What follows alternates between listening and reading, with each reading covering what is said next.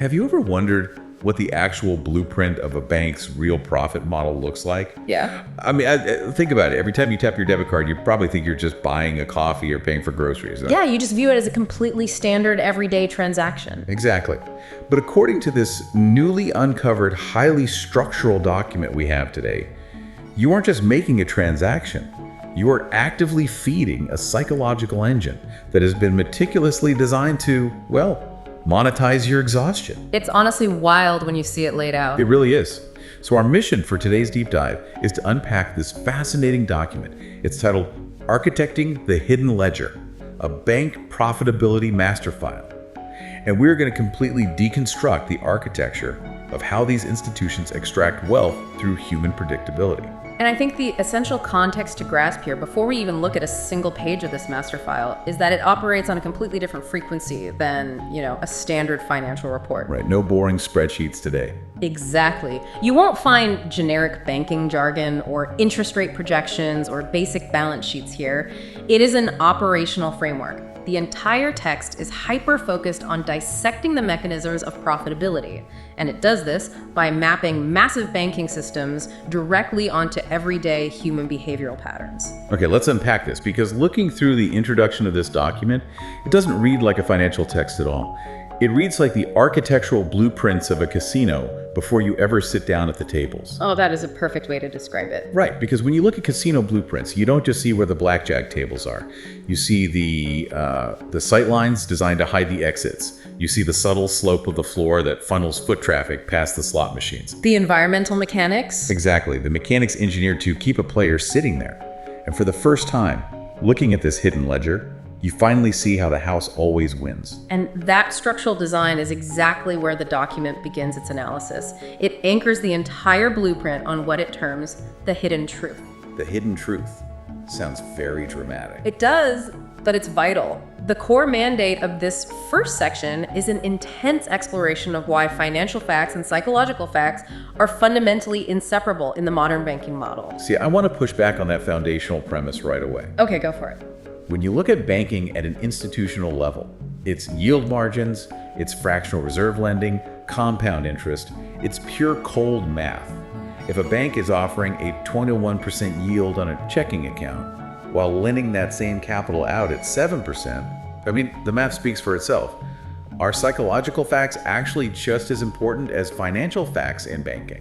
What's fascinating here is that the master file explicitly links them, arguing that the math is essentially useless without the psychology to sustain it. Useless, that's a strong word. Well, think about it. The math is static, it's just an equation on a whiteboard. But the human element is dynamic, it's predictable, and it's heavily prone to inertia. That 0.01% yield you just mentioned is actually the perfect example. How so? The math of earning zero return on cash while inflation rises is, objectively speaking, terrible for the customer. But the bank relies on the psychological fact that the customer has a specific friction tolerance. Oh, I see where you're going with this. Right. They know exactly how much effort it takes to open a new high-yield account, transfer the funds, update your direct deposits. Change all your auto pay settings, which is a nightmare. Exactly. It's exhausting. And the financial products are just the vessels. Your behavioral friction is the actual fuel. So wait, the product they are selling isn't the checking account. The product they're monetizing is my lack of free time and energy. Yes. They have mapped the exact cognitive threshold where a customer will simply accept a suboptimal financial reality rather than, expend the energy to change it. Wow, that's dark. The hidden truth is that institutional profitability relies entirely on the intersection of the mathematical margin and your cognitive fatigue. If the customer base woke up tomorrow as perfectly rational, highly energetic calculating machines, the margins supporting this hidden ledger would just evaporate instantly. That reframes the entire relationship.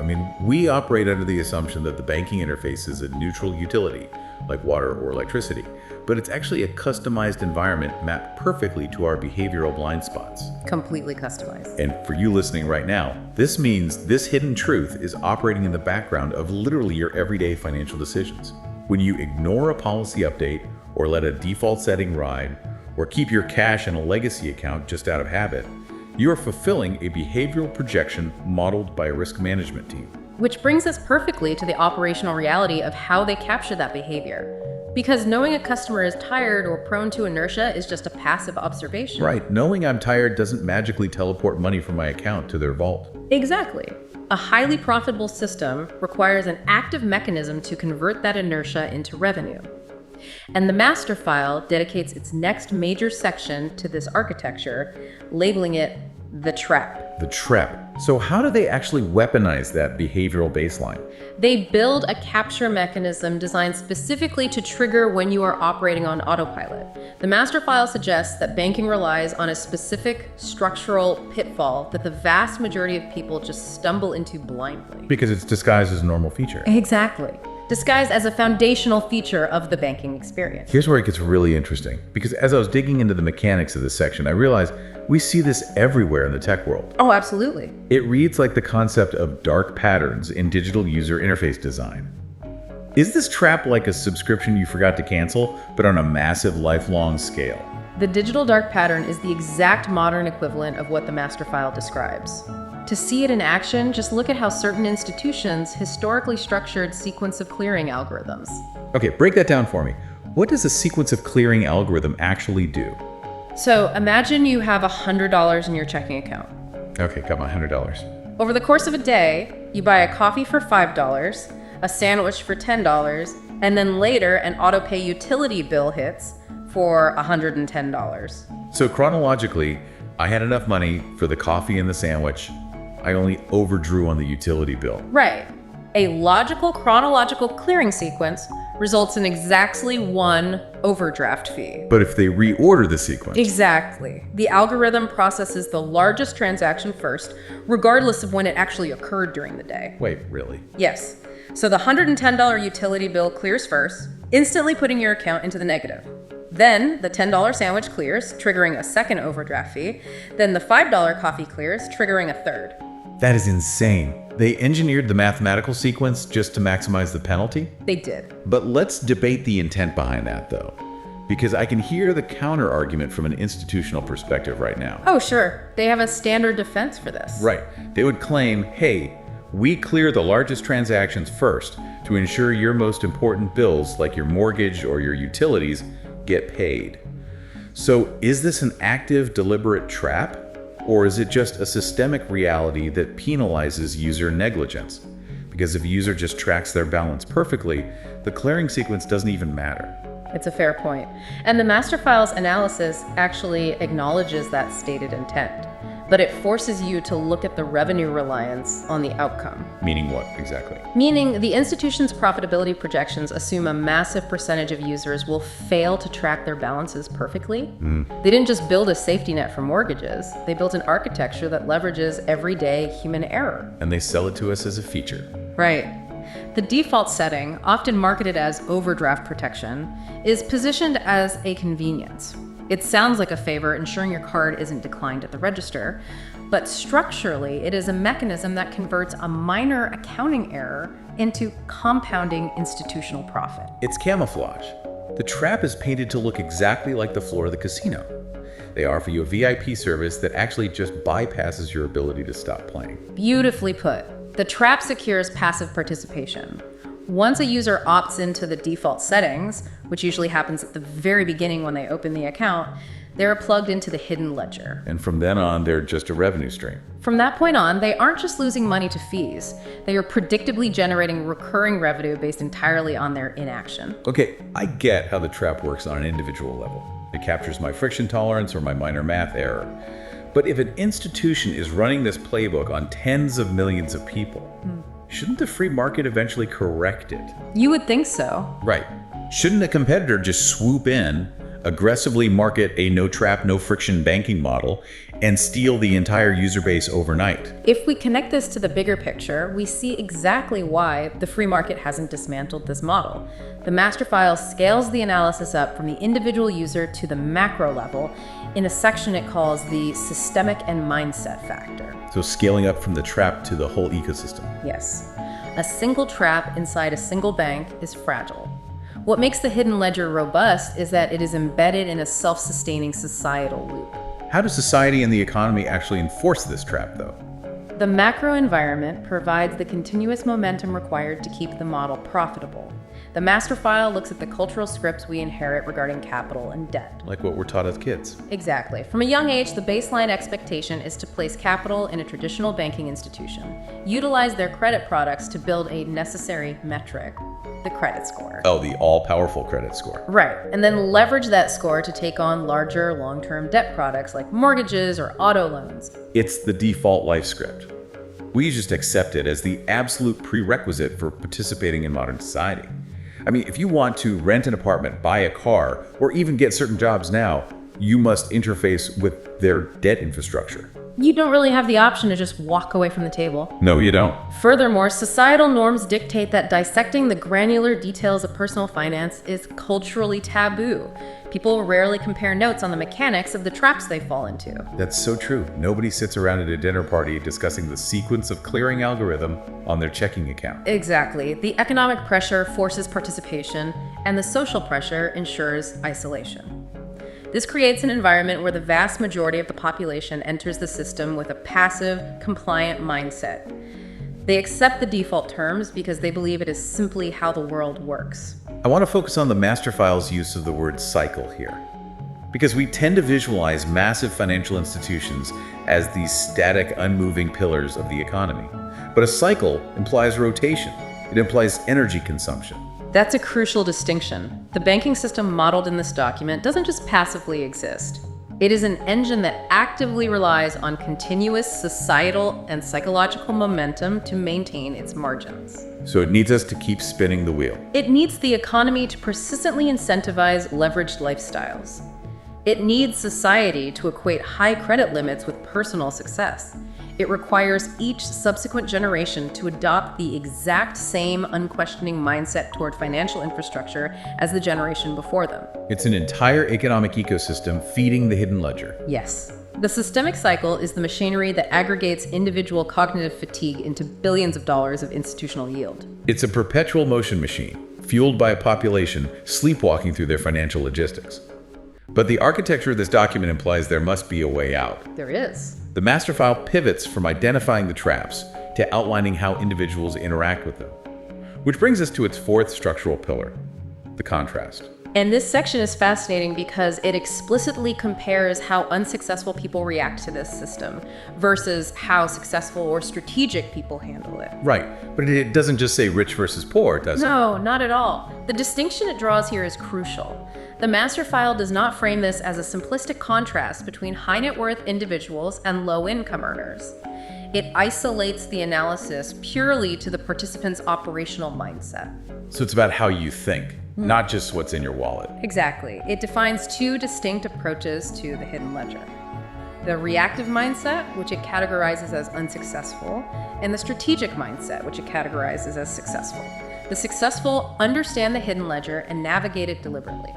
So what does this all mean for the listener? I have to challenge this a bit, because whenever we start talking about mindset in finance, it risks falling into that very tired, cliche territory. But just think differently and you'll be rich territory. Exactly.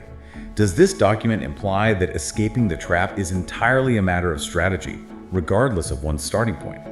Because the systemic barriers we just talked about, the friction, the economic pressures, they hit a lot harder when you are operating paycheck to paycheck than when you have a massive liquidity cushion.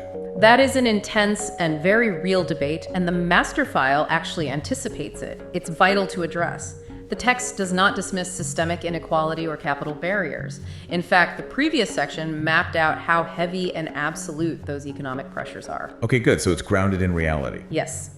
What the master file emphasizes, however, is that the mechanisms of the hidden ledger operate identically across all income brackets. The traps don't discriminate. Exactly. The algorithms processing clearing sequences, the default capture mechanics, the monetization of friction, those operate blindly. A massive capital cushion provides a buffer, yes, but if a participant operates with a reactive mindset, they will perpetually bleed capital to the system's friction toll completely regardless of their net worth. Okay, so let's detail the mechanics of that contrast. If the system treats everyone the same, what does a reactive participant look like versus a strategic one when they hit one of these traps? Well, a reactive participant experiences the architecture exactly as it was designed. They encounter a new maintenance fee, they get frustrated, they complain about the institutional greed. But they ultimately pay the fee. Right, because the cognitive load of auditing their accounts and migrating their capital feels too high. They are reacting to the board after the bank has already made its move. And the strategic participant. A strategic participant understands that they are walking into a casino. They view the fee not as an isolated annoyance, but as a deliberate capture mechanism. So they don't just react to the penalty, they analyze the architecture that generated it. Exactly that. Because the strategic participant understands the hidden ledger relies on default settings, they systematically dismantle those defaults in their own lives. How so? Give me an example. They decouple their primary cash flow from the institution holding their debt. They utilize automated sweeps that they control, rather than relying on the bank's so-called protection algorithms. They recognize that their own inertia is the asset the bank is trying to monetize, and they actively refuse to supply it. That makes total sense. They aren't trying to beat the bank at the bank's game. They're playing a completely different game on top of the existing infrastructure. Precisely. They use the system's mechanics as tools rather than letting the system use them as fuel. The master file views financial success not as an accident, but as a direct result of how one handles the systemic cycle rather than just reacting to it. So when we pull back and look at this entire deep dive, the ultimate objective of this master file becomes very clear. It's not just an academic breakdown of financial theory. It is an operational teardown designed to show you the wiring of the machine so you can stop electrocuting yourself on it. That's a great analogy. The document mandates an actionable synthesis for its conclusion. The core takeaway is that breaking the cycle requires a fundamental audit of your own financial logistics. They have to look under the hood. You really do. You have to locate the areas where you have traded long-term capital for short-term convenience. You have to identify every default setting, every auto-renewing assumption, and every legacy account you maintain simply because it is familiar. It's about refusing to be passive. Exactly. The first step to adopting the strategic mindset we just discussed is actively rejecting your role as a passive variable in their profitability equation. So for you, the listener, the leverage you gain from this is massive. You now possess the blueprint. You understand that the hidden ledger isn't just a list of fees, it's an entire architecture of psychology, traps, and systemic cycles. You know the system exists, which gives you the power to change how you interact with it. The camouflage only works if you don't know it's there. And this raises an important question, one that serves as a final, thought-provoking idea not previously discussed in the text. Lay it on us. If the banks have spent centuries architecting this hidden ledger, based entirely on the assumption of human predictability, what happens to their model the moment you simply decide to become completely unpredictable? Oh, wow. That is an incredibly powerful concept to leave on. What happens to the engine when the fuel refuses to combust on schedule? Yeah. We've covered massive ground today, dissecting the psychological truths hiding behind the math, the UI of financial traps, and the systemic cycles keeping the entire machine humming. It's a lot to process, but it's essential. Absolutely. But the ultimate variable isn't found in their ledger, it's found in your strategy. So before you authorize that next transaction or accept that next default term, pause. Look at the structural blueprint and ask yourself, are you executing your own strategy or are you just walking the path they paved for you? Thanks for joining us on this deep dive. We'll catch you on the next one.